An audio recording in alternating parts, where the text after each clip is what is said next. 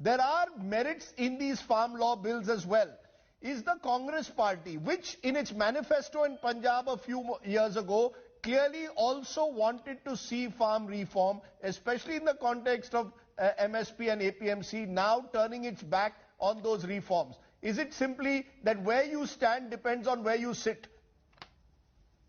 No, absolutely not. And I'm glad you've raised and addressed that question, because I wanted to clarify it. We have in our manifesto at the national level and in Punjab said that yes, agriculture needs reforms. The mandis are out of access for most farmers. And the alternative is to create many more markets for farmers to access. So we said large villages and smaller towns should have mandis. And once we have taken step number 1 to 10, we could look at the APMC. What is this government doing? This government is not going from step number 1 to 10, going to step number 11. And every time you question them, they start quoting or in fact misquoting and start narrating half-truths for our manifesto.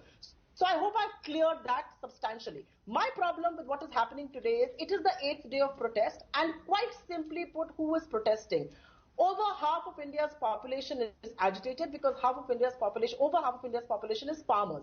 They are not just protesting for their income and for their livelihood. They are now being joined by people who have nothing to do with farming. Truckers, for instance, want to join this cause. And what is the government doing? The government brought about a law, and I have one question for the BJP spokesperson.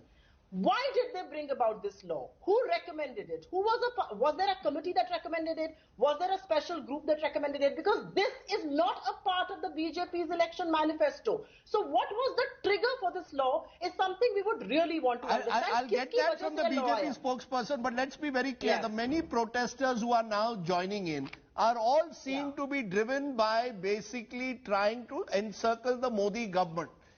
Some believe this at one level, but it's no longer to that extent only about the farm laws. It's about the way the government, according to these people, functions, where the government dictates terms to different groups. Is this now about gherawing Mr. Modi or seeking these farm laws to be rolled back, Supriya Shrinate?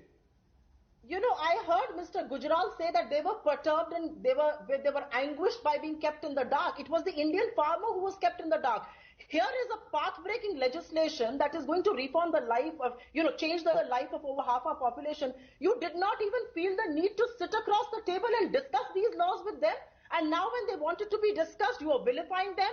You are adding communal angles to this. You are raising questions on what they wear and whether they are speaking chaste English. Why speaking English is the sole right of television anchors and for us who appear on TV channels. What sort of debates are we doing? मतलब अगर farmer के पास से बदबू ना आए और उसकी धोती ना फटी हो, तो वो farmer नहीं है.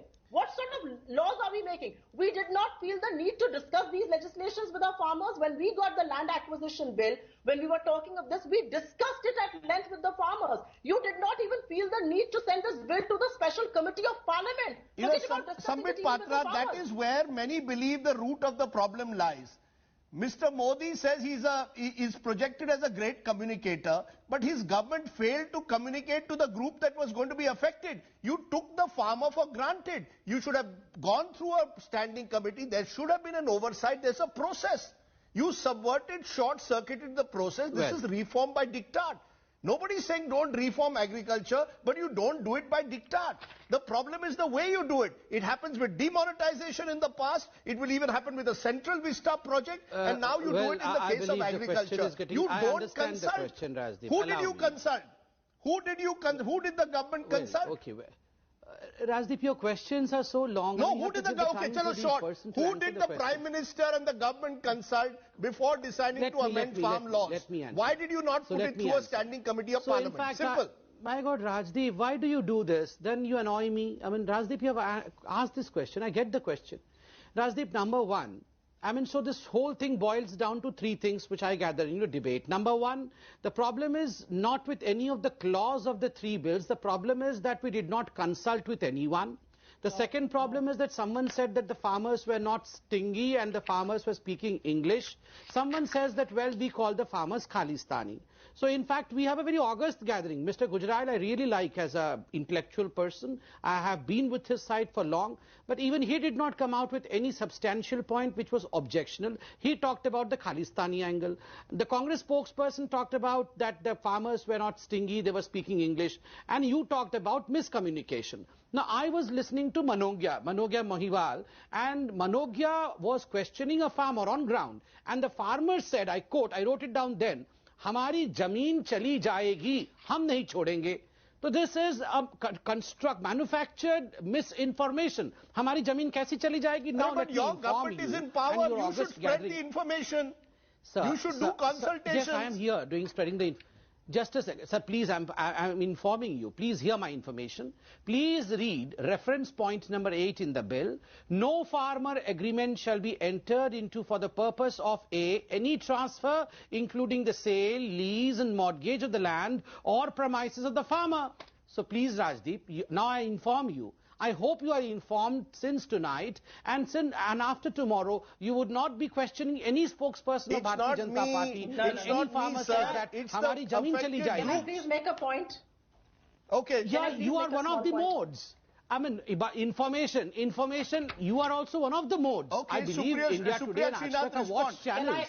So of course you are one of the modes. And just conclude in 10 seconds. Yes, 10 seconds, Rajdeep, not more than 10 seconds, Rajdeep. Since you have raised question on communication, and you call Mr. Modi as the best communicator, well, of course, I agree he's the best communicator, and that's the reason as to why, on umpteen occasions, including the Dev Deepavali about a couple of days ago, Mr. Modi himself clarified that no one is going to take away your lands, no one is going to take away the MSP, there is nothing wrong, there's only a lot of misinformation that is being spread. Hamari niyat Ganga Jal jaisi hai, koi chal nahi hai. He has been umpteen number of times clarified. Supriya Whom do you want to clarify now? Supriya Shrinate, is this an attempt, as I said, to politicize a farm reform bill that at one level with discussion could easily be taken forward?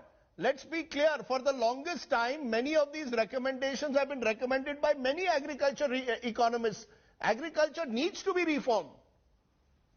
The attempt to politicize is farthest from the truth. I will just quote 3 things, and I wish the BJP was going to talk about it. They say, we do not have issues with clause. We have issues with multiple clauses. The Prime Minister gets up and says, trust me. How do we trust you? Because you've said and gone back on your word multiple times. So unless and until you do not put it in the statute that anybody buying below the MSP is going to be punishable by law, the farmer is going to be vulnerable. The government's efforts have to be to ring-fence the farmer. In 2011, Mr. Modi was the head of the working group on consumer affairs. He recommended MSP being legalized and put in the statute. Rajnath Singh, during a protest, said, किसान के सामने घुटने टेकने ही पड़ते जब किसान सड़क पे उतर जाता है.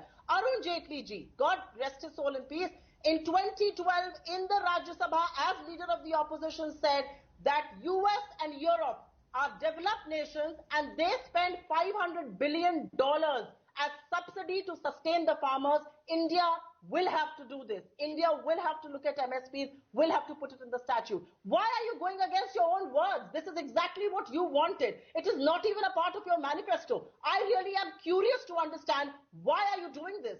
Who is recommending it? Which committee, which special group has said, what was the trigger for this law other than cheating the Indian farmer? That is my only submission.